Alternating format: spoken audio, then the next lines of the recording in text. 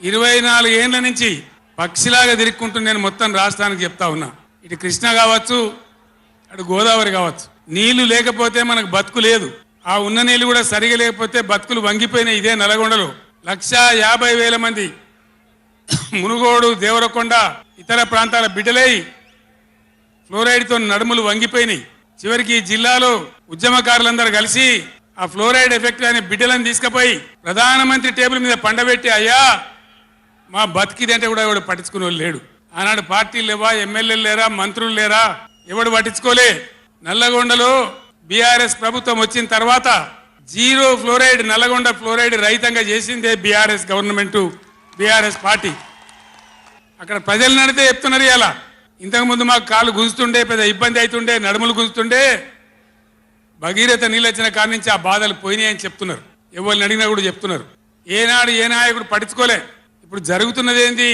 ఈ సభ పెట్టింది కొంతమంది సన్నాసులు తెలివిలేక వాళ్లకు వ్యతిరేకమని అనుకుంటున్నారు. నేను ఒక్కటే మాటలో జరగవలసింది చెప్తా. ఉవ్వెత్తిన మనం ఉద్యమంలాగా ఎగిసి పడకపోతే, మనల్ని మనం కాపాడుకునే ప్రయత్నం చేయకపోతే ఎవ్వడు కూడా మన రక్షణకు రాడు. మీరు ఈ మాట రాసి పెట్టుకొని మీ గుండెలలో. ఎవడు రాడు. ఆనాడు ఫ్లోరైడ్ నాడు ఎవడు రాలే. ఓట్లున్నప్పుడు వస్తారు నంగనాసి కబుర్లు చెప్పి, కానీ తర్వాత ఎవడు రాడు. ఓటు గుద్దినం గడ్డకెక్కిందంటే మన ఈపుల గుద్ది మనని బొందలు నూకుతుండే తప్ప ఎవడు రాలే. ఇది జరిగిన చరిత్ర, ఇప్పుడు జరుగుతున్న చరిత్ర.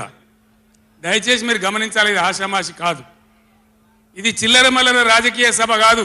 రాష్ట్ర ప్రభుత్వానికి కాదు, రాష్ట్ర నాయకులకు కాదు.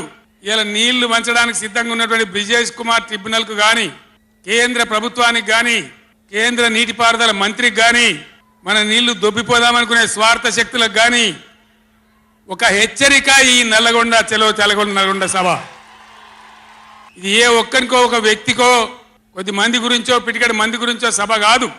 ఖమ్మం, నల్గొండ, మహబూబ్ నగర్, రంగారెడ్డి, హైదరాబాద్ ఈ 5 జిల్లాల ప్రజల యొక్క జీవన్మరణ సమస్య జరుగుతున్నది చూసిన తర్వాత చాలా బాధపడ్డాం. మీ అందరి ఆశీస్సులతోని ఉద్యమాన్ని విజయం చేసినాం, రాష్ట్రం తెచ్చుకున్నాం. మీ అందరి దీవెనతోని 10 సంవత్సరాలు ఈ గడ్డను నేను పరిపాలన చేసిన. నేనేం తక్కువ చేయలే. ఎక్కడో పోయిన కరెంటుని తెచ్చి నిమిషం పాటు కూడా కరెంటు పోకుండా మీ అందరి కరెంట్ సప్లై చేయించినాం. ప్రతి ఇంట్లో నల్లా పెట్టి మంచినీళ్ళు తీసుకొచ్చుకున్నాం. ఒకనాడు ఆముదాలు మాత్రమే పండిన నల్లగొండలో, బత్తాయి తోడలతో బతికిన నల్లగొండలో లక్షల టన్నుల వడ్లు వండించేటువంటి పరిస్థితులు తెచ్చుకున్నాం.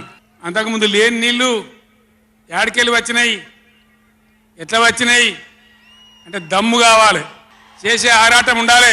ఇది నా ప్రాంతం, నా గడ్డ, నా ప్రజలు అనే ఆరాటం ఉంటే ఎట్లన్నా చేసి సాధించుకొని రావచ్చు.